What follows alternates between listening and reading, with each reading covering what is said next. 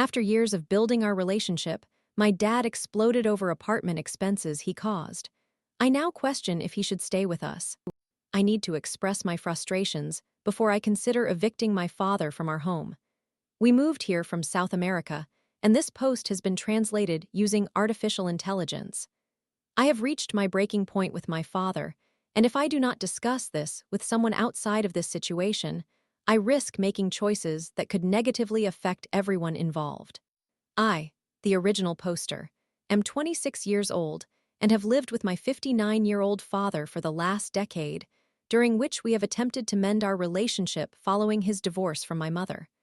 Our connection has been more akin to that of roommates rather than a genuine father-son bond, as it was almost irreparably damaged prior to this. Before proceeding, I want to clarify that, although it may appear I am condemning him, I recognize the root causes of his behaviors and the emotional deficiencies driving his actions. His father was an alcoholic and an absent figure, while his mother never learned how to be a nurturing parent. Since turning 16, my dad has been compelled to take care of himself while facing contempt from his siblings, who are just as troubled as he is, and from my grandmother, who I don't truly regard as such given her consistent indifference towards me and my brother. I understand all of this, but that is precisely why I am exhausted from being the one who always bears the weight of a life riddled with economic and emotional deficits. I have supported my father numerous times, and I even severed all connections with his family after observing their treatment of him over the years. Nevertheless, there is a principle that has guided me throughout my life, potentially learned from the opposite of what he embodies. Respect is not a given. It must be cultivated and earned. He believes that because he is my father, he is exempt from facing the consequences of the poor decisions he makes on a daily basis. Additionally, he is one of those individuals who never concedes an argument and always has a response ready. I understand that this stems from his need to defend himself constantly. For example, he believes my mother ruined our family and separated us from him, yet he refuses to acknowledge that he cheated on her for 4 years. And during the divorce, he, his sister, and his mistress disparaged my mother, labeling her as a servant, an unattractive, unkempt woman. My aunt, whom I cannot stand, told my mom during a phone conversation, "Look at yourself. How can you compare to her, who is a full manager? You are merely a servant." Why did they say that? Because my mother was a homemaker, dedicating 11 years to managing the household and educating my brother and me. Did she err in taking us to her hometown? I do not believe so. He holds my mother accountable for driving him to cheat because she initially did not want to grant him a divorce. And yes, believe me, even she, nearly 2 decades later, views this as the greatest mistake of her life. However, that does not justify the mockery and humiliation she faced. Without delving deeper into my mother's character, I want to emphasize that I know she is not flawless. In fact, I have spent more on therapy to address the traumas inflicted by my relationship with her than with my dad. Nevertheless, in this narrative, I owe my mother a debt of gratitude for shaping the person I am today, as she has worked tirelessly since her divorce to ensure I lack for nothing. Thanks to her, I was able to attend university, and even now, she voluntarily contributes a significant portion of the rent for the home where my brother, father, and I reside in the city where we originally lived. But this is just background information. The reason I am on the brink of an anxiety breakdown today is due to an apartment situation. Nearly 20 years have passed since my parents divorced, and while they cannot tolerate one another, thankfully, my mother still cares for my dad. She works in real estate, and last year, one of her clients listed a modest apartment for sale. After a series of conversations at the time, during which my younger brother and I mentioned that our dad was nearing retirement age in our country without any personal assets, my mom considered that he could take out a loan and start renting the apartment until his retirement, providing him something for his later years. My mother did not have to do this, and I truly believe she did it for my brother and me. And before anyone suggests otherwise, no, she was not motivated by the commission she could earn. Fortunately, life has treated her well, and she makes significantly more than what she would have gained from that transaction. And I say, would have gained, because my father was convinced and successfully went through all the necessary steps to secure a bank loan to purchase the apartment. The issue arose because he does not live in the city, so showing, renovating, and placing it on the market were challenging for him, especially since his job demands are intense, often exceeding 15 hours per day. I will avoid mentioning his industry, as any detail could compromise the anonymity I seek. So, wanting to assist him, I suggested that my mother manage the apartment and communicate directly with me. I offered to act as a mediator between them, though she refused to work directly with him due to his difficult nature. This occurred around October, and ever since, my mother and her team have been responsible for managing the apartment. They have shown it, completed repairs, and to date, they have not charged a single peso for office services. To illustrate, out of $200, an arbitrary figure for illustration, my mom's real estate agency would normally charge a 10% monthly fee for their services. Up to this point, they have not received any compensation. Now, the apartment has finally been rented, and when I informed my father, I had to mention that since he received the keys, he had not paid the water bill, resulting in reconnection fees. They also discovered that several light bulbs and the stove fan were malfunctioning, along with undetected moisture in the kitchen. In addition to other expenses like the building's maintenance fees, where the apartment is located, and the cleaning necessary to prepare it for rent, he faced charges totaling about half a month's rent. When I relayed this information, he erupted furiously. He tends to respond rudely and harshly when faced with unfavorable situations, accusing my mother and her real estate agency of scamming him after presenting him with an apartment with great fanfare, which was practically falling apart. He blamed her for not informing him about the need to pay utilities and other expenses. I will quote part of his message to the previous owner. There are other details that, honestly, when it was offered to me, no one informed me about. I would like to appeal to your honesty and transparency to ask that you speak with the real estate agency to clarify what's happening. Truly, no one warned or informed me about any of this when it was offered. I believe that if there are obligations and repairs that predate the purchase, it is reasonable to review the costs, since I was under the impression everything was in order and up to date. I appreciate your usual kindness, decorum, and understanding, as the rental income is insufficient for my obligations, and now I am faced with this unexpected issue. His anger, as he expressed in his message, stems from the fact that he will not receive enough income to cover the loan payments for the apartment. I want to stress that my mother has not received a single peso for managing the apartment, nor have I. Neither my mother nor her office was obligated to inform him about anything. My mother simply facilitated communication between the property owner and my father. If they are currently handling the situation, it is because I requested their assistance, although I now regret it after witnessing his response. Following this, I confronted him about his message because I find it unacceptable for him to attack the real estate agency or my mother, whom he refuses to even mention by name in his message due to pride. His response was even more troubling, accusing her of tricking him regarding the apartment and blaming me for being unsympathetic and betraying him. He claimed they were stealing his money and that I was responsible for his predicament. He held me accountable for persuading him to pay for the apartment cleaning, as he initially intended to handle it himself.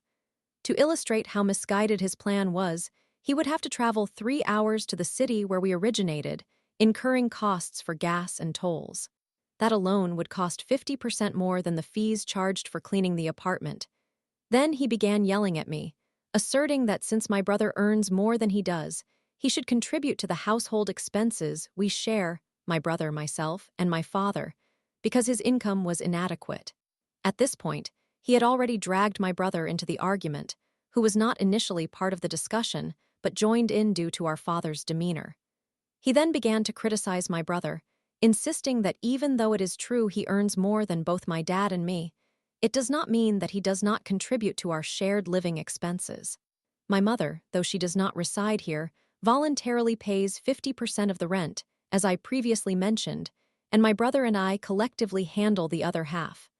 My father only pays for the rent of his car's parking space, which he alone uses. I do not even have a valid driver's license, utilities, and groceries. I do not want to scrutinize how he allocates his salary, because that is another reason I struggle to fully respect him. He has never been honest. He has consistently taken my brother and me for granted, lying to us and living a double life. Both my brother and I are aware that he has been involved with another woman, probably about 4 years ago, whom he calls my love, and with whom he has a romantic relationship, though he cannot bring himself to admit it to us. Yes, he has the right to his privacy and is not obligated to disclose everything, but it is disheartening to be lied to continuously throughout one's life.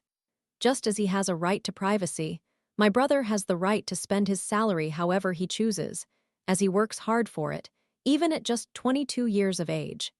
My father had no right to approach him with comments about his earnings, claiming things like, "You earn a few dollars and think you are superior." At this point, he began suggesting that my brother and I should resolve matters and that he could relocate to a room near his workplace. Today, I can state that he has always manipulated us in this manner, and for a long while, it worked. He would imply that we should sort everything out and go our separate ways, instilling significant anxiety in me since, after his divorce from my mother, the fear of losing my home intensified. For instance, when my brother moved in with us about 6 years ago, our father attempted to assert his authority over him, which ended very poorly. I, having just turned 20, had to step in as a mediator and implore my brother not to leave the house. He was 16, and considering moving into a dorm, my mother supported him financially in whatever he decided. I had to ask him to give my dad a chance, conveying that I wanted to reconnect with him after nearly 5 years of separation. Back then, my request was successful, but to this day, my father feels disappointed because he does not receive the respect from my brother that he believes he deserves, yet he has not made any genuine effort to merit that respect. Returning to our heated argument, when he attempted to manipulate us, I lost my temper and requested the outstanding amount he owes for his parking space rent, which is not even 10% of the total rent. It is approximately $36, a real figure. He confronted me, stating he would not pay me and questioned what I would do about it. Acting as if we were equals, he stooped to arguing with me, something he consistently does. I find it hypocritical for him to demand respect after behaving this way. He accused me of things like, "How dare you charge your father for parking space as if I were a stranger?" and the classic, "Raise crows, and they will peck your eyes out." We all agreed when we moved into this apartment. It is not as though he was unaware of the situation. It is his responsibility, which he accepted. My brother, my mother, and I have never failed to make our payments, and as the person on the lease, I always have to insist and plead with him to make his contribution. I believe this entitlement is infuriating, and what angers me is that he assumes that because he is my father, my brother and I owe him something. Generally, he is someone who believes the world owes him, believing he is never required to take accountability or confront the repercussions of his decisions or actions. When I started writing this, I intended to request that he leave the apartment because he also brought up household expenses, as if no one helped him, which is again an obligation he agreed to. My brother urged me to calm down, leading me to turn to Reddit to express my feelings before making a choice I might come to regret. I am anxious about the money he owes me because I already settled it, and I do not have extra funds. Additionally, I took out a loan in my name to cover the notary fees for his apartment purchase, and I worry he may stop making payments on that as well, which amounts to nearly $1,500. Thank you for reading. I can also share other instances of his entitled behavior or his relationships with family. As one of his brothers threatened his life, another has stolen from him multiple times, and my aunt stated he is the last person she would want to see at her funeral. Story 2. Neighbor cut down our cherished tree, so Dad legally took over his driveway, turning it into a yard. It was completely within the law. Full disclosure, this event took place almost 5 years ago, so my recollection is somewhat unclear at times. Nevertheless, the primary individual involved has verified that it is sufficiently accurate to convey the story, so I will proceed with it. It is also quite lengthy, so there is a summary at the end. Background. According to North American standards, our house is quite old indeed. It predates the town and even Confederation. A merchant from the local area constructed it approximately 200 years ago. Its age has resulted in an expansive property line that has remained largely unchanged for a century, aside from some minor adjustments for infrastructure and housing developments. Although this seldom arises, in any property line dispute, the official town plan prevails. Our property line actually extends onto our neighbor's land, which will be significant later.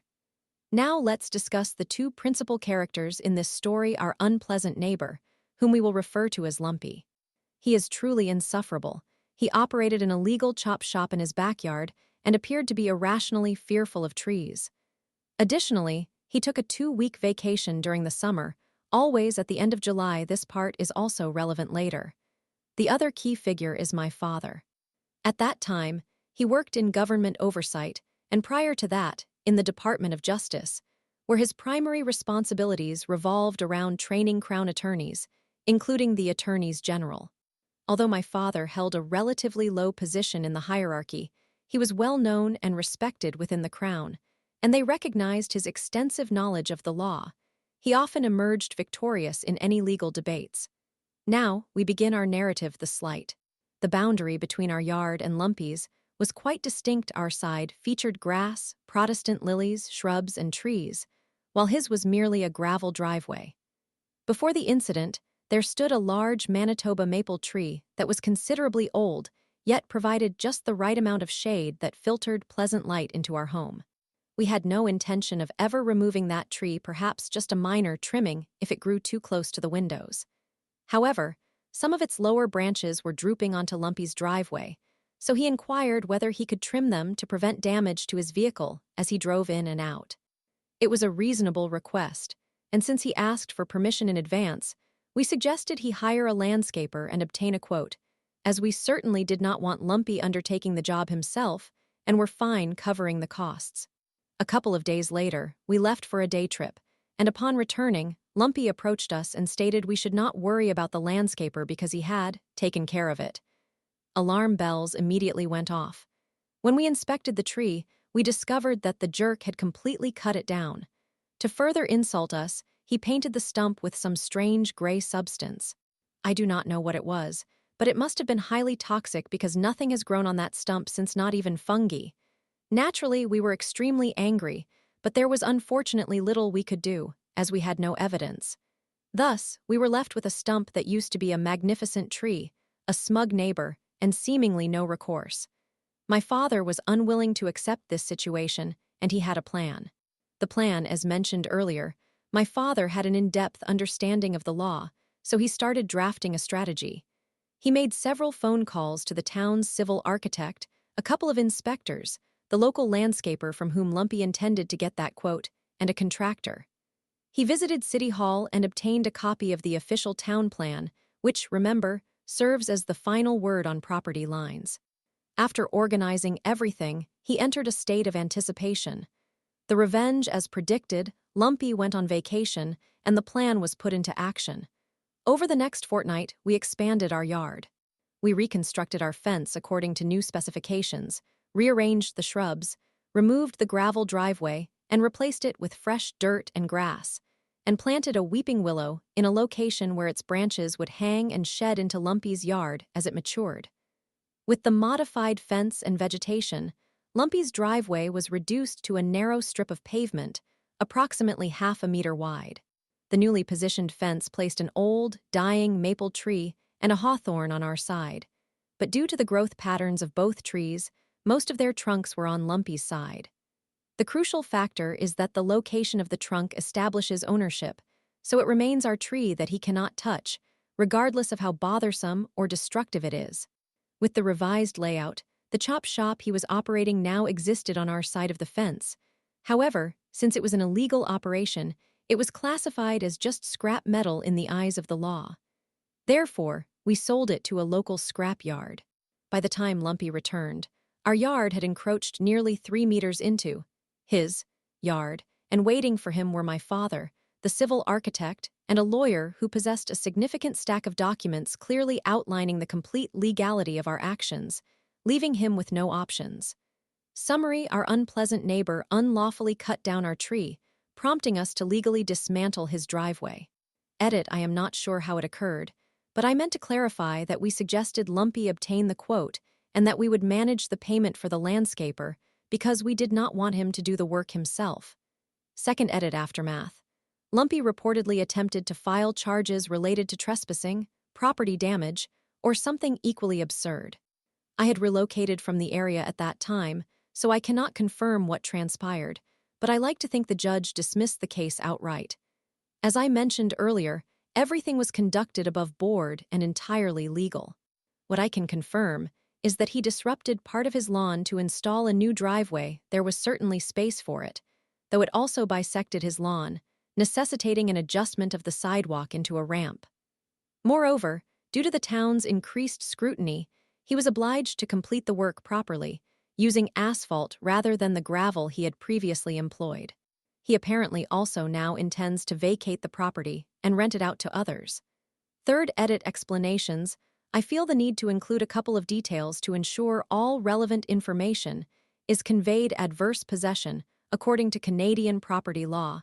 Adverse possession transpires after several years of continuous, notorious, and public use. In Ontario, this means a squatter must have openly occupied the land for a minimum of 10 continuous years without attempting to conceal that fact. However, it takes 20 years before possession can be officially transferred into the squatter's name for complete ownership. Lumpy had resided there for over 10 years, but fewer than 20. He could establish a claim of possession, but not a claim of ownership. Furthermore, two factors negate any possibility for him. One, he only overtly claimed the driveway and never the backyard. For him to assert possession of the part of his backyard that we reclaimed, he would need to acknowledge the illegal chop shop's existence or assert it was merely a large pile of scrap metal. In either case, it would have to be removed due to a violation of town bylaws. Additionally, when we moved the fences and the chop shop was now on our side, we, following legal obligations, had everything removed, and part of the notable compensation we received for the metal covered the fine imposed for having a large scrap metal pile on our property. 2. In Ontario, under the Land Titles Act, property owners can convert their ownership into land title ownership. In these situations, the squatter must have used the disputed land for a minimum of 10 years before it was converted to land title. For instance, if a property converted in 1985, the squatter must have occupied it since at least 1975 to make a claim. My parents finalized their purchase of the house in 1993, and my father ensured the property was converted to land title due to an extension he had built, making the paperwork simpler somehow. Thus, Lumpy would have needed to have been using that area since at least 1983 in order to claim adverse possession. However, he moved into his house about 3 years after us and established the driveway shortly thereafter. While we did not particularly care, the shrubs and fence line had existed long before our arrival. We were also aware that he was utilizing our land if it ever came to that, which it indeed did. Summary: Lumpy lacked any legal foundation to pursue a claim for adverse possession. Payment for the tree branches. The initial draft indicated that we expected Lumpy to cover the costs of a landscaper to prune the tree. While this was an oversight on my part, we had no obligation to comply with his request or to cover the expense. It is our tree, on our property, and we were not inconvenienced by its presence at all. If my father wanted to take a more hostile stance, he could have stated, "If you want it done, you pay for it." But he chose not to, as that would have been unkind. While legal and morally correct, it would have been rude.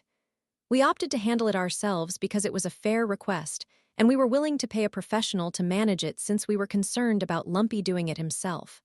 Lumpy's reaction fate. Although I was not present at the time, my father conveyed that Lumpy's expression was a delightful blend of crimson and puce, and that his overall demeanor resembled a mixture of sputtering silent rage and a rapid descent into despair. Lumpy continues to reside there, likely unable to afford to relocate. He retaliates by mowing his lawn at the earliest opportunity every day. On the dying maple tree that he wanted to fell but cannot due to the fence, there are numerous woodpeckers. They are quite loud, though oddly soothing in a way. Additionally, a family of crows built a nest in some of our Engelmann ivy growing on the house, and they do not take kindly to Lumpy. Bird update: the crows have since moved on, replaced by a group of blue jays and some whiskey jacks that have made their home here. They seem to dislike everyone. Update: Lumpy has since obtained approval to renovate the property into a duplex. Everything is being conducted transparently. He even consulted my father for advice to ensure no major issues arose. The relationship was friendly. At least, it was until a recent event occurred. Lumpy and my father have now united against a new adversary, but that remains an ongoing saga. Update: forming an alliance, they joined forces due to the vacant lot behind us.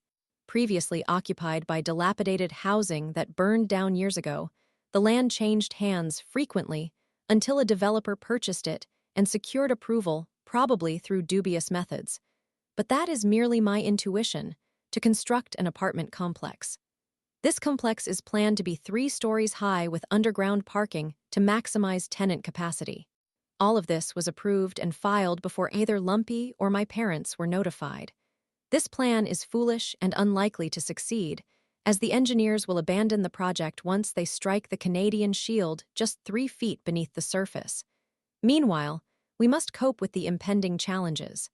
Currently, my father and Lumpy are devising a plan that leans more toward malicious compliance than outright revenge. I cannot divulge more details at this time. Final update: since the last update, a minor pandemic has swept the nation. Allegedly, the head of the contracting firm hired by the developer was among its victims. Frankly, I do not know the specifics and do not particularly care. Nonetheless, the property owners had to engage a company significantly less dubious than the original contractors they had employed. I cannot confirm, but I suspect the owners were scoffed at upon entering the contractor's office. Regardless, no construction of the apartments is taking place because they would never be able to establish a legal foundation for the structure. As a result, the owner is left with approximately half a hectare of barren land that he cannot utilize, escalating the losses incurred from his purchase.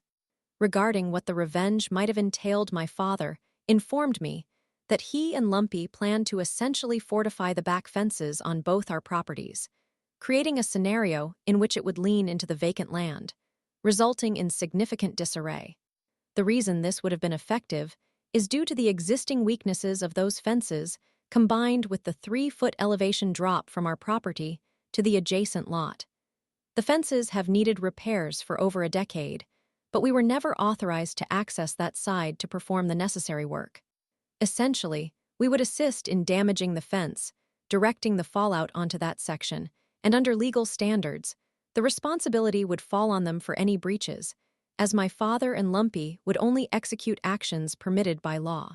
I described it as a collaborative effort because while my father possesses the legal knowledge to maintain compliance, Lumpy is connected to individuals who own heavy machinery and an abundance of clean fill. But alas, thanks to the pandemic, this plan may be rendered pointless now. However, they proceeded anyway. Once a course of action is initiated, one must follow through, and that is where we stand. Story 3. My mom hijacked every celebration, even my birthday. After I called her out for her selfishness, she's ignored me for months. My mother, 53F, and I, 14F, struggle to maintain a healthy relationship, and I want to clarify that this discord extends to her interactions with everyone, including my father, 55M, my grandmother on my father's side, 75F, who stays with us intermittently, and her own parents, 85F and 91M, with whom she has limited contact and resides in another state. No matter the occasion, whether it's her birthday, my father's birthday, mine, Thanksgiving, Christmas, or even on a daily basis, she maintains an outlook that the world centers around her, insisting that everything caters to her needs. Her behavior often reflects a high level of immaturity. She becomes upset and makes it impossible for anyone to enjoy events unless her expectations are perfectly met. A specific example arose on my birthday a few months ago. This year, I wasn't particularly keen on celebrating as I was not in the mood, and since I've been homeschooled for the past year, I have no friends. Despite my disinterest, my mother insisted I have a celebration or an outing because I turned 14 this year, coinciding with my birthday on the 14th. Apparently, this is known as a golden birthday, and she felt it warranted a celebration. While this may sound trivial, I'm not particularly fond of gold, though I like it in jewelry. It doesn't appeal to me much otherwise, which becomes relevant later.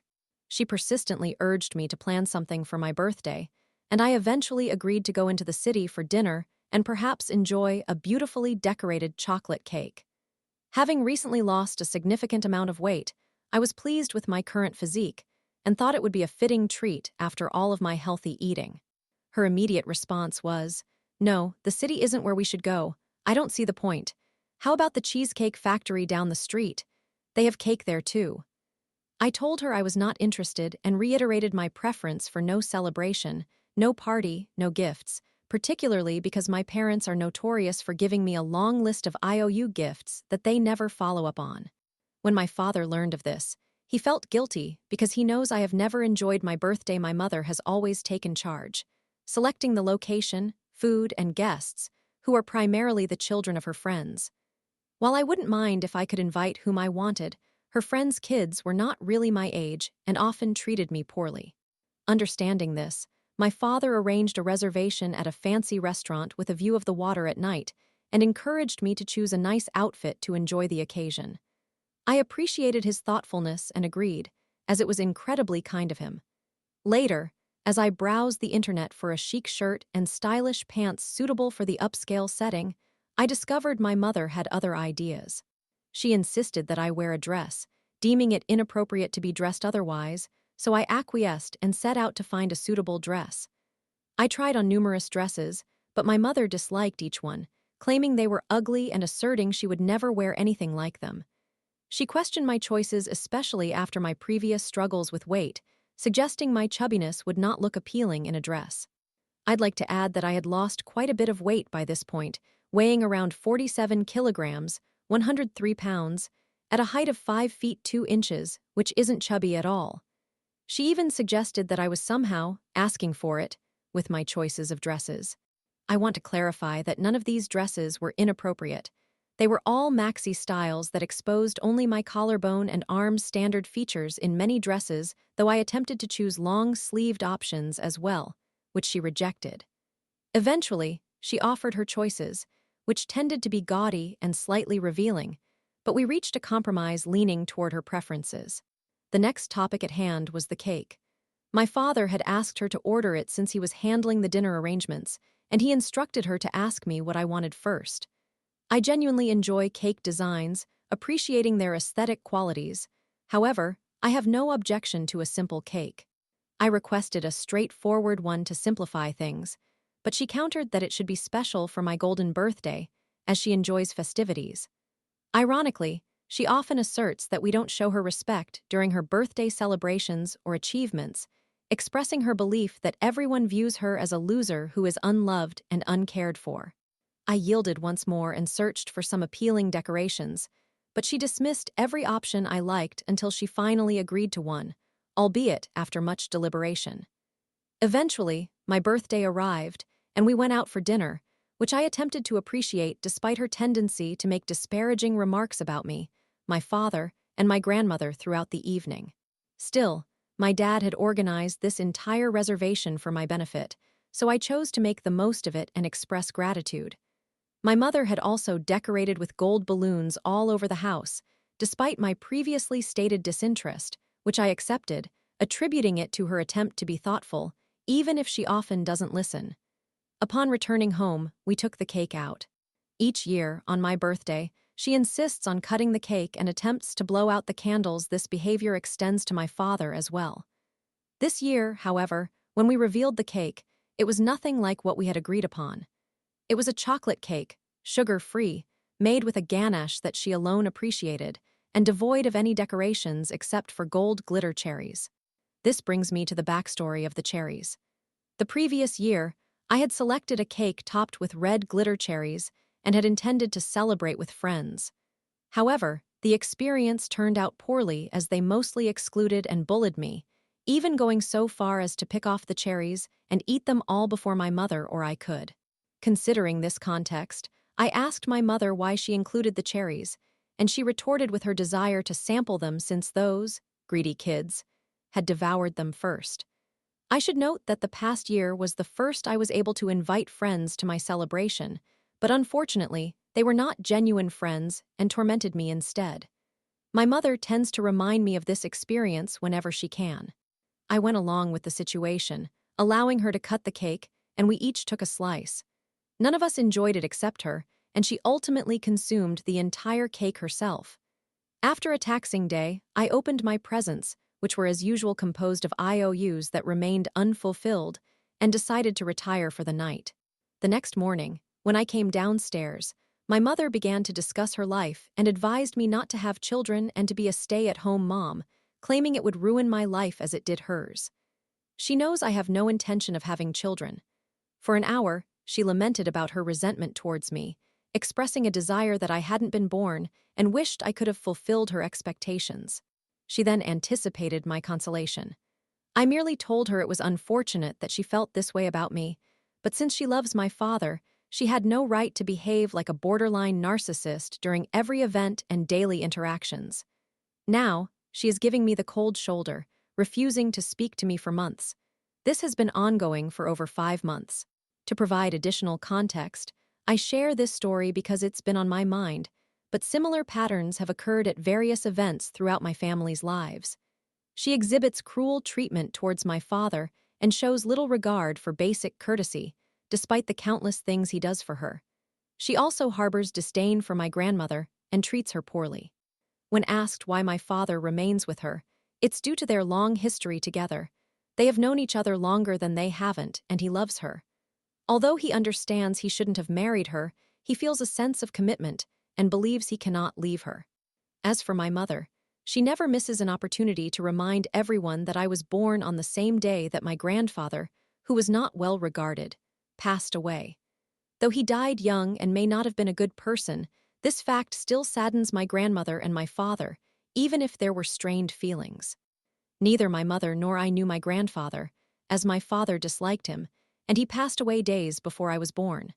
My mother insists on reminding everyone annually that my birthday falls on the anniversary of his death, referring to it cryptically as a ghostly curse. This tradition creates discomfort and awkwardness among family members every year. Throughout my life, she has favored other children over me, which ultimately led to my homeschooling, a long and dismal story for another time. I faced many challenges in school, feeling outcast and bullied. I was seen merely as an easy target. My mother further exacerbated these issues by causing chaos and providing reasons for others to mistreat me. For instance, during the last year I attended school, my father asked my mother to do something nice for my birthday. In response, she wrote, "Happy birthday, you're 13, on her truck, which I thought was sweet. However, as time passed, she refused to remove it, claiming it was art and that I should not be concerned about others' opinions, even when I expressed that the message was resulting in bullying. Moreover, she rarely dropped me off at school for several years following an incident where she found me irritating and abandoned me on the roadside, causing me to be late and struggle to find my way. My father prohibited her from dropping me off again after that. There have also been multiple instances when I attempted to spend time with friends, only to have her show up and embarrass me or create conflict, ultimately leading to my homeschooling due to the chaos, particularly in one specific case. Essentially, my mother consistently embodies selfishness, behaving as though everything revolves around her, affecting my father, my grandmother, and myself to this day. She continues to refuse to engage in a meaningful conversation with me and interacts only to express rudeness since the new year, despite my numerous apologies for confronting her narcissistic behavior. The most frustrating aspect is that she still seeks me out to voice her complaints while rejecting any apologies, deeming them insufficient and claiming my comments were unkind. I vividly expressed that her tendency to make every situation about herself was unnecessary, especially when she should be celebrating something pertaining to her, and grows upset if we either do not partake in the celebration or are upset if we do. I pointed out the unfairness of her treatment towards every family member, given how we have all been kind to her. Friends and family must walk on eggshells to avoid a potential confrontation. It is unacceptable for her to act with borderline narcissism while displaying consistent unkindness every day. I urged her to strive for improvement, at least for my father, who loves her dearly. I acknowledge that I have some difficulties with empathy and compassion. I do not feel either nor experience love. However, I comprehend emotions and behaviors well, possessing cognitive empathy, and understand when others deserve better treatment. I recognize that I may not be overreacting in this situation, as I spoke to her calmly, but I seek an outsider's perspective to determine if I'm mistaken. Did I overreact?